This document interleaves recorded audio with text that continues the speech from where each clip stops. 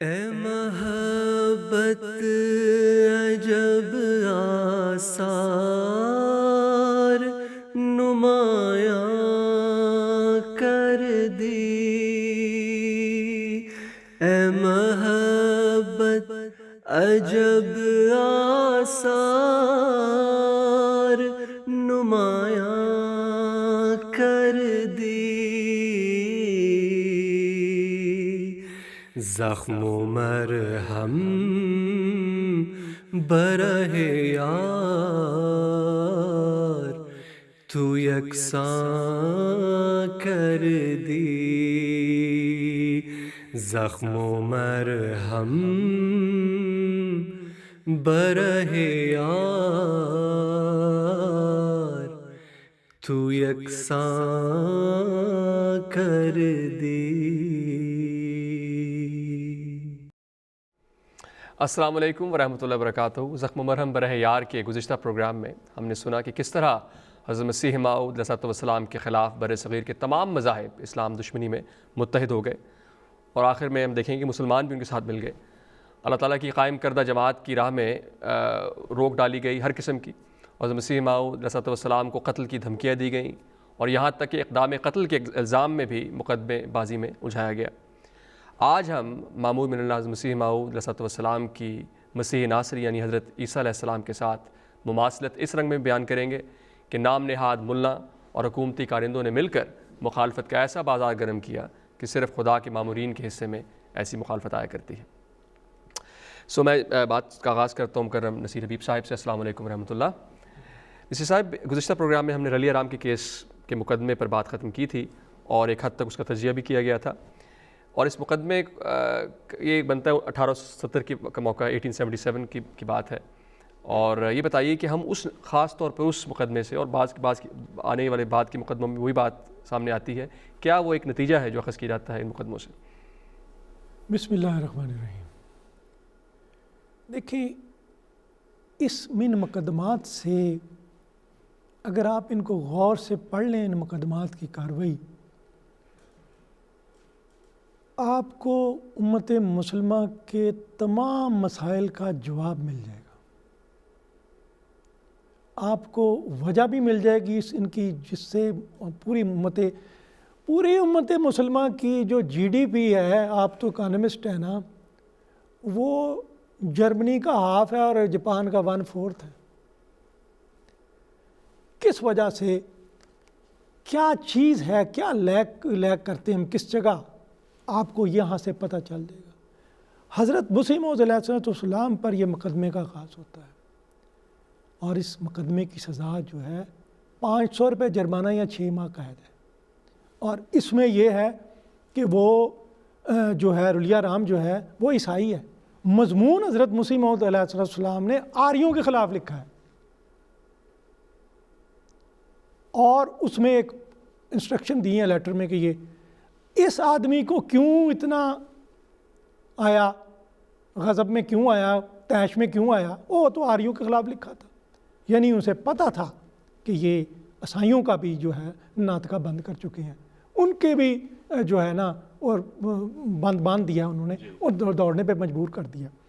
حضور نے اچھا کیس کر دیا، وکیلوں سے مشورہ، شیخ علی احمد صاحب، انہوں نے کہا کہ میری پریسٹیج متاثر ہوگی، اگر جھوٹ نہیں بولیں گے تو آپ بچ نہیں سکتے۔ دیکھیں، نقش حیات ایک کتاب ہے مولانا مفتی محمود نے، وہ مولانا حسین احمد مدنی پہ لکھی ہوئی، ان کی حیات پہ مولانا مفتی محمود صاحب نے اس کا دیباچہ لکھا۔ اس میں لکھا ہے جھوٹ بولنا اتنا بھی برا نہیں ہوتا جیسے عوام سمجھتے ہیں، بعض اوقات یہ ضروری ہو جاتا ہے، واجب ہو جاتا ہے۔ ہمارے بزرگوں نے 1857 میں سب کچھ کیا، جب عدالت میں سوال ہوا سارے انکار کر کے چلے آئے۔ یہ وہ مرض ہے، عدالت میں انکار کر کے چلے آئے۔ آج ہر آدمی سمجھتا ہے کہ میں جو بھی مرضی کروں، اور ہر آدمی کی اپنی اپنی سچائی ہے۔ کیوں کرپشن ہماری بڑھ گئی ہے کہ یہ کہتے ہیں نا، جو زہر پی چکا ہوں تم ہی نے مجھے دیا، اب تم تو زندگی کی دعائیں مجھے نہ دو، تم کیسے اب کرپشن کو روکو گے؟ ادھر حضرت مسیح موعود علیہ السلام کو ان کے وکیل ان کے ساتھ نہیں گئے، یہ خود گئے ہیں، اور جا کے آپ نے فرمایا، انہوں نے پوچھا یہ خط آپ کا ہے؟ انہوں نے کہا جی میرا خط ہے، اور میں نے اس میں انسٹرکشن رکھی ہے، میں سمجھتا تھا کہ اس کا حصہ ہے۔ انہوں نے کہا آپ کے لیے رخصت ہے. لمبی لمبی تقریریں کی ڈاکخانے کے افسر نے, لمبی لمبی تقریریں کی, لیکن اس کا دل ایسا پھیرا اس سچائی کے نور نے کہ اس نے کہا نو نو نو نو نو. آفتاب آمد دلیل آفتاب. تو دیکھیں یہ باتیں ہیں. اگر حضرت مسیح موعود علیہ السلام جو تشریف لائے ہیں, یہ جو کتاب الحیل لکھی جاتی ہے ہیلے کر کے بچنا, یہ حضرت مسیح موعود کے اگر یہ حکم اور عدل نہ آئے, یہ اپنا نمونہ نہ بنائیں, اگر ان کے نمونے پہ چلیں تو میں سمجھتا ہوں امت مسلمہ اپنے مسائل پہ قابو پا سکتی ہے, باہر نکل سکتی ہے. انہوں نے بہت بڑی نعمت سے انکار کیا ہے. سچائی, توکل اور تقوی پہ قائم رہتے ہوئے اسلام نے اس کیس کو کس طرح خدا تعالیٰ کے فتح نصیب جرنیل کے طور پر اس کیس کو جیت لیا, اور احمد علی صاحب جو وکیل تھے انہوں نے اس سے ہاتھ کھینچ لیا کہ میں تو یہ کیس نہیں لے سکتا جب تک جھوٹ نہ بولا جائے بات نہیں بنے گی. کس طرح اگینسٹ کنونشنل وزڈم اللہ تعالیٰ مدد کرتا ہے اگر تقوی اختیار کیا جائے. قدوس صاحب السلام علیکم ورحمۃ اللہ. آپ ایک وکیل بھی ہیں اور قریباً 100 سال کے بعد 1877 میں یہ کیس ہوتا ہے. 1974 میں پاکستان کی اسمبلی جو ذوالفقار علی بھٹو صاحب کی ہے, ان کا اسلام سے تعلق تو کوئی نہیں تھا بظاہر, ایک سیکولر لیڈر تھے, لیکن انہوں نے ایک بہت بڑا کارنامہ سر انجام دیا, جماعت احمدیہ کو غیر مسلم قرار دے دیا. پھر 10 سال کے بعد ان کے جن صاحب نے ان کو ٹاپل کیا تھا, جنرل ضیاء الحق صاحب, انہوں نے آرڈیننس کے تحت, آرڈیننس 20 کے تحت جماعت احمدیہ کے جو جسے امتناع قادیانیت آرڈیننس کہتے ہیں, اس کے تحت جماعت احمدیہ پر وہ ایسی قدغنیں لگائیں کہ تاریخ عالم میں کم از کم ماڈرن ہسٹری میں اس کی تاریخ ملتی نہیں ہے. یہ بتائیے کہ کس طرح اس زمانے کے کیسز کی تقلید کرتے ہوئے مسیح اسلام کے غلاموں نے بھی کیس لڑے اور سچ کا دامن ہاتھ سے نہیں چھوڑا. لیکن یہ بتائیے کہ تاریخ کے آئینے کے ذریعے دیکھا جائے اور تاریخ کے پرزم کو اٹھا کے دیکھا جائے, تاریخ کے دریچے سے جھانکا جائے, تو یہ بتائیے کہ ظالم اور مظلوم دونوں کے ساتھ اللہ تعالیٰ کا کیا سلوک تھا؟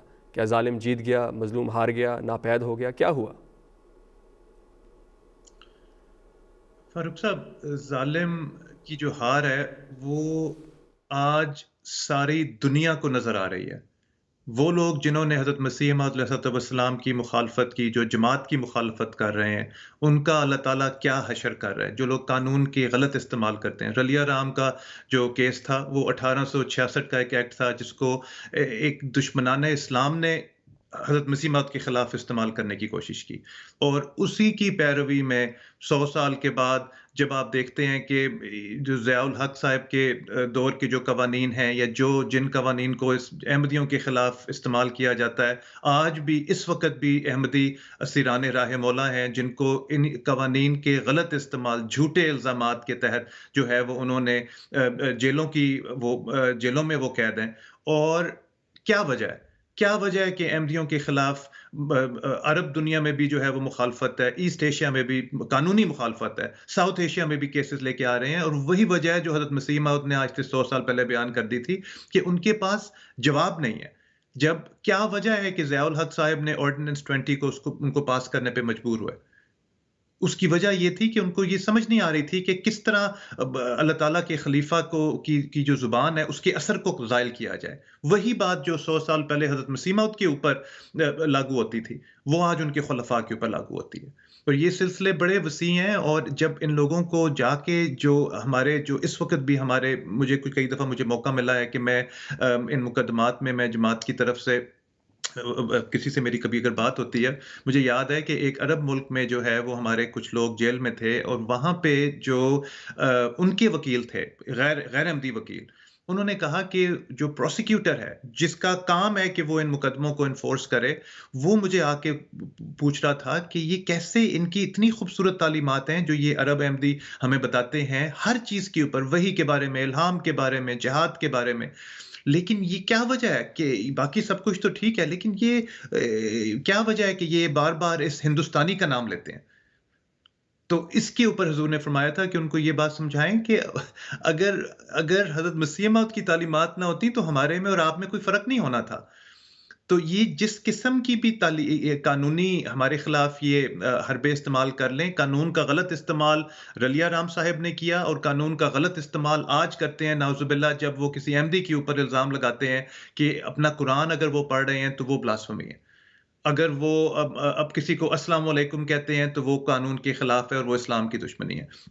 تو یہ بڑے اس میں دونوں ادوار میں مماثلت ہے، اور جس طرح اللہ تعالیٰ نے اس وقت حضرت مسیح موعود کو فتح مبین نصیب کی تھی، آج بھی حضرت خلیفۃ المسیح کی سرکردگی میں جو احمدی کیسز ہیں ان میں بھی اللہ تعالیٰ سچ کے اوپر رہتے ہوئے جو ہے وہ ہمارے کیسز میں اللہ تعالیٰ جو ہے وہ بڑے ایک معجزانہ طور پہ احمدیت کو ہمیشہ جو ہے وہ فتح نصیب کرتا ہے۔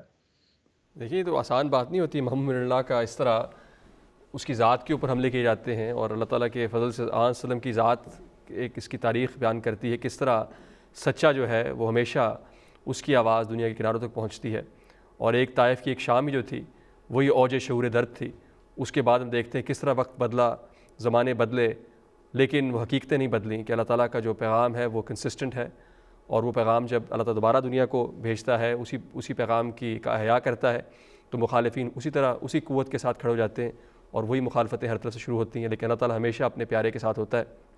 نصیر صاحب انہوں نے ذکر کیا قدوس صاحب نے رلی رام کے کیس کے متعلق، اور اس سے پھر مواصلت بیان کی کس طرح سچ کا دامن جماعت نہیں اپنے ہاتھ سے جانے دیتی۔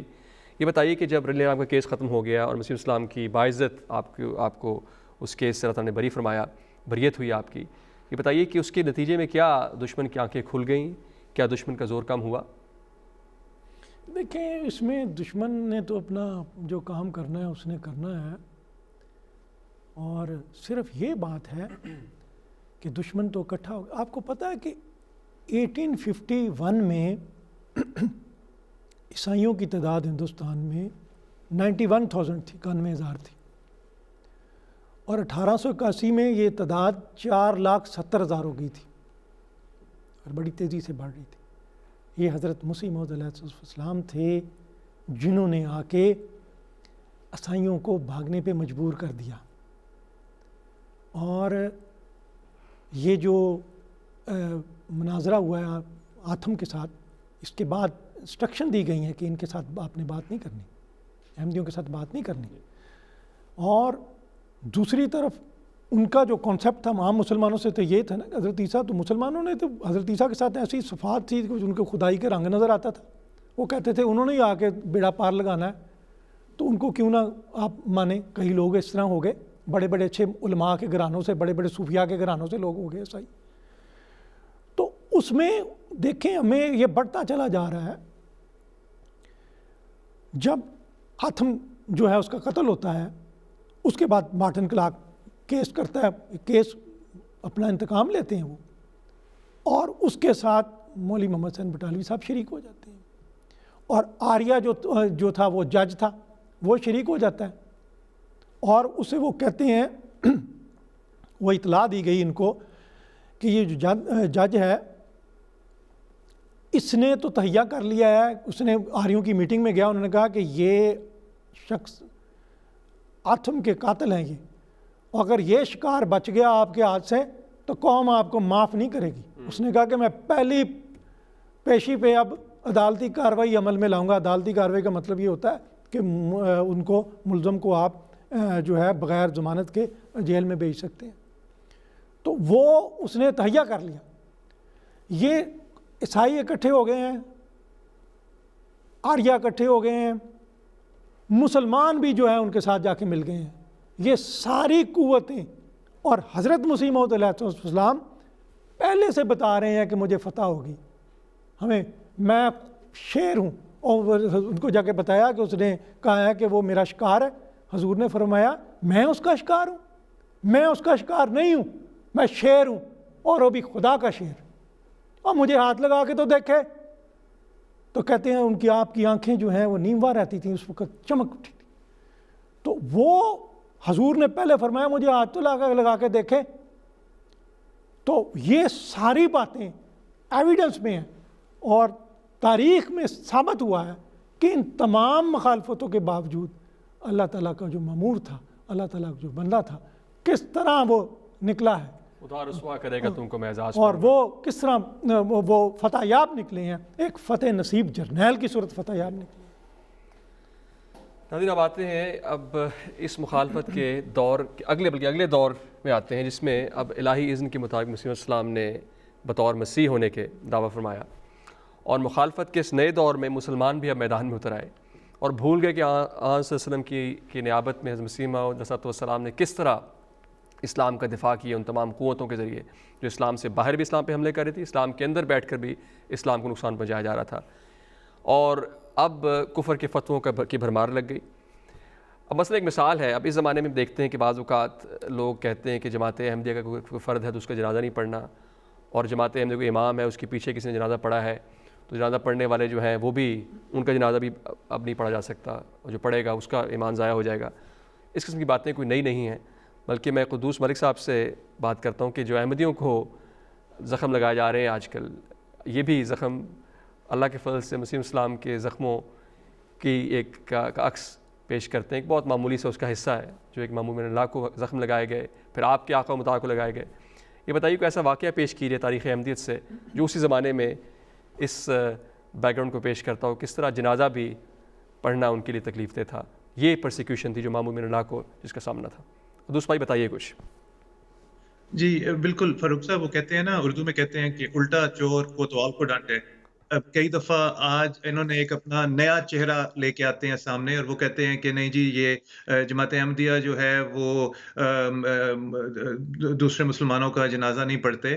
اور اگر آپ تاریخ کو دیکھیں، جب یہ غالباً 1891 کا یہ واقعہ ہے کہ حضور علیہ الصلوۃ والسلام لدھیانہ میں مقیم تھے، اور وہاں پہ ان کے حضور کے ایک بہت عاشق اور محبت کرنے والے ایک دوست تھے. ان کا نام تھا نواب علی محمد خان صاحب لدھیانوی، اور خود بھی وہ بہت بڑے اہل اللہ تھے، اور وہ حضرت مسیح موعود علیہ السلام کو سمجھتے تھے، اور وہ کہا کرتے تھے کہ یہ اگر کوئی حضرت صلی اللہ علیہ وسلم کے بعد امت مسلمہ میں کوئی اگر وجود پیدا ہوا ہے تو وہ یہ بزرگ ہیں.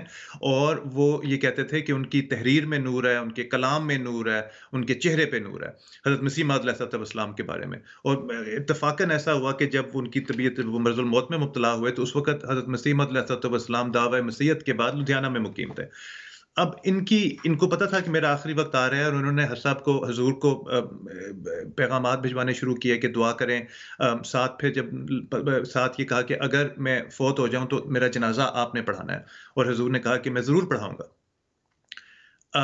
یہ فوت ہو گئے، مولوی سارے اکٹھے ہو گئے، مختلف دستگیری صاحب تھے، کئی ڈفرینٹ مولوی جو ہیں، انہوں نے ان کی جو فیملی تھی ان کو جا کے کہا کہ اگر مرزا صاحب نے آ کے ان کا نواب صاحب کا جنازہ پڑھا تو آپ دیکھنا کہ ہم آپ کے ساتھ وہ حشر کریں گے کہ آپ کے کسی بندے کا جنازہ جو ہے نا، وہ ایک بندہ بھی آپ کی نماز جنازہ پہ ہم نہیں آنے دیا کریں گے. تو وہ لوگ ڈر گئے، دنیا دار لوگ تھے، وہ ڈر گئے. اور حضرت مسیح موعود علیہ السلام تیار تھے، وہ ان کے لیے دعا کر رہے تھے. اور اس کے بعد حضور نے گھر میں ہی نواب صاحب کا جنازہ پڑھا.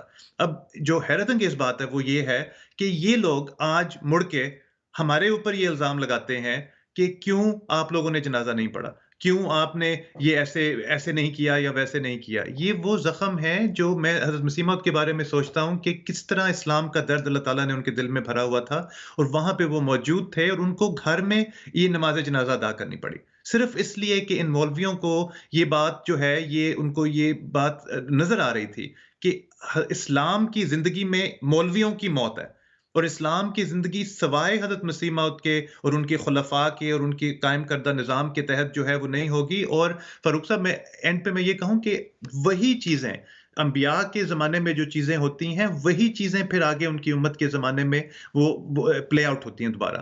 اور آج بھی اگر آپ دیکھ لیں، ایک ملک میں نہیں، دو ملک میں نہیں، جہاں جہاں پہ جماعت کی مخالفت ہے اس کی جڑ میں یہی بات ہے کہ مولوی سچائی اور مسلمان، عام جو مسلمان ہے اس کے درمیان آ کے کھڑا ہو گیا ہے کہ کسی طرح عام مسلمان جو حضرت صلی اللہ علیہ وسلم سے محبت رکھتے ہیں، جو چاہتے ہیں کہ وہ صحیح معنوں میں اسلام کی خدمت کریں، ان کو خلافت احمدیہ کا پیغام ڈائریکٹلی نہ مل جائے. اس لیے چاہے وہ سائبر کرائمز ہیں، چاہے ہر بہانہ قانونی غیر قانونی استعمال کر کے جو ہے نا وہ اس سچائی کی آواز کو روکنے کی کوشش کر رہے ہیں. لیکن آخر میں صرف یہ کہوں گا کہ حضرت مسیح موعود علیہ السلام کے پاس ایک دفعہ 2 احمدی آئے، نئے کنورٹڈ، 1891 کی غالباً بات ہے.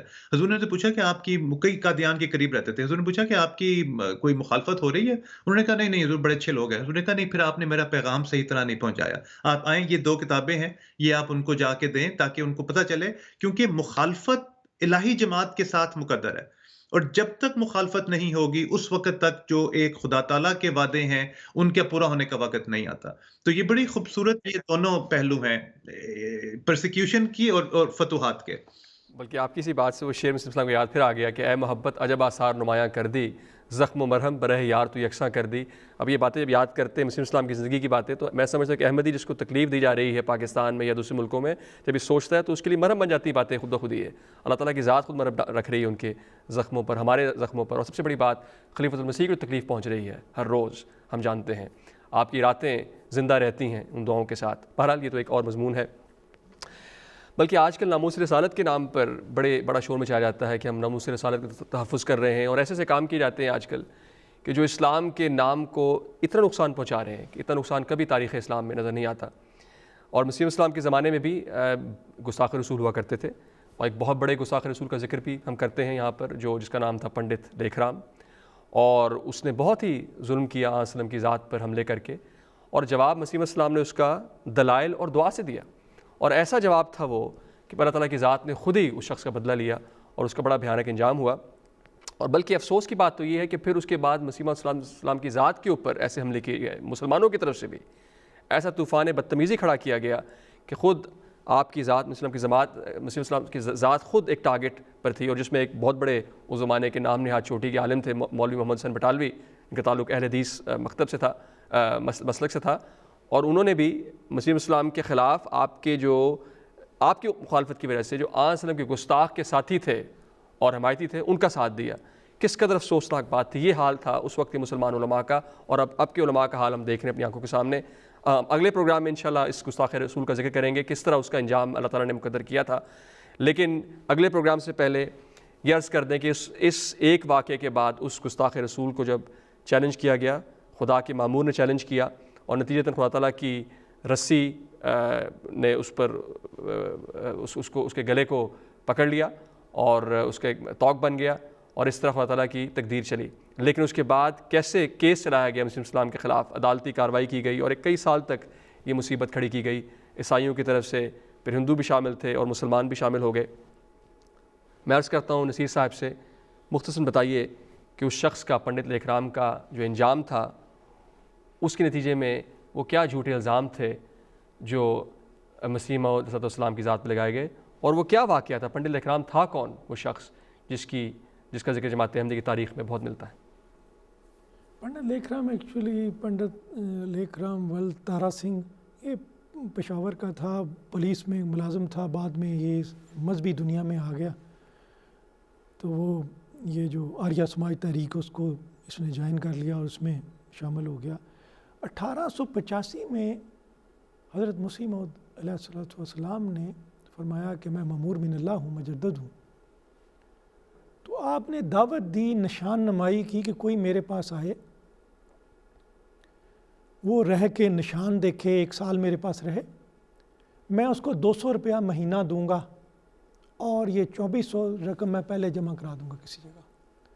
اگر وہ بندہ میرا کوئی نشان نہ دیکھے اللہ تعالیٰ کا تو وہ اس کا ہو جائے گا، اور میں اس کا گھر رہائش فراہم کروں گا اچھے طریقے سے. تو یہ 3 بندوں نے یہ کہا. اس میں ایک پادری صوف تھا، ایک اندرمن مراد آبادی تھا برہمن، اور ایک یہ. اس کو حضرت مسیح موعود نے کہا کہ آپ کوئی ان کے لیڈر نہیں ہیں، آپ پشاور کے، لاہور کے، اس طرح بعض لیڈروں سے آریہ سماج کے لکھوا دیں کہ آپ کے لیڈر ہیں. اگر واقعی آپ نے ہو گیا، آپ نے نشان دیکھ لیا، مان گئے، تو وہ لوگ بھی اسے تسلیم کریں. اس نے بہانے وغیرہ شروع کر دیے.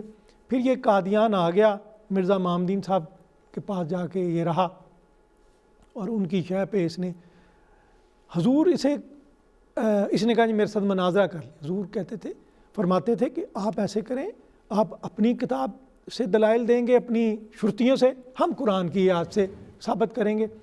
تو اس پہ بھی یہ شخص جو نہیں آیا. پھر اس نے طنز کرنا شروع کر دیا کہ آپ رب العرش خیر الماکرین سے میرے لیے کوئی نشان طلب کریں.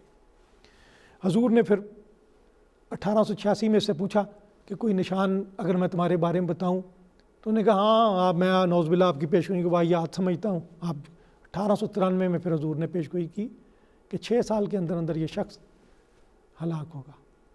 اور پھر 1896 میں یہ پیش گوئی 6 مارچ کو پوری ہوئی، حملہ ہوا اس پہ، اگلے دن صبح کو انتقال کر گیا.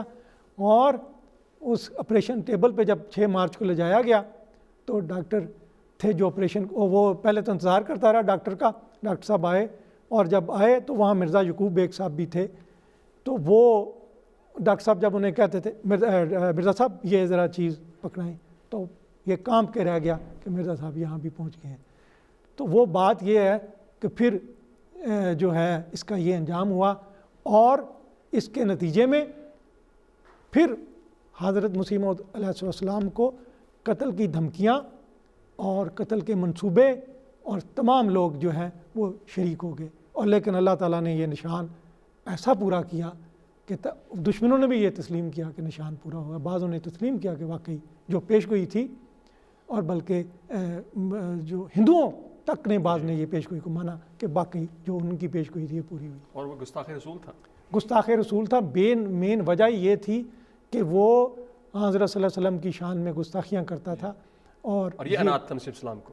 ہاں، مسیح اسلام کی کسی دشمنی تھی، اس لیے تھی کہ آج وسلم کی ذات پر وہ حملے کرتا تھا. وہ حضرت مسیح موعود علیہ السلام فرماتے، وہ جب اس نے کہا نا رب العرش خیر الماکرین سے میری، آپ نے کہا کہ آپ کو یہ بھی نہیں تمیز کہ رب العرش کا جو مطلب یہ ہے کہ اللہ تعالیٰ کو ہے وہ ہر چیز سے منزہ ہے، صفات اس کی ہے، بلند صفات کا عمل ہے، وہ ایک جلال ہے اللہ تعالیٰ کا. اور خیر الماکرین یہ ایک لطیف مخفی تدبیر ہوتی ہے، آپ کو یہ بھی علم نہیں ہے.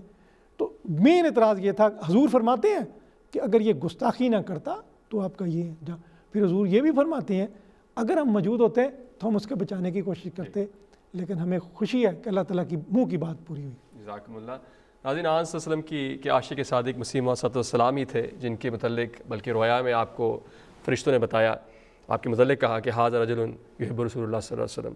آپ کی دعا نے کس طرح گستاخ رسول کا کام تمام کیا. خود بندوق اٹھانے کی نہ ضرورت تھی اور نہ اجازت تھی، صرف دعا اور دلیل کے ذریعے یہ واقعہ رونما ہوا. کیا یہ جھوٹے کا کاروبار ہو سکتا ہے؟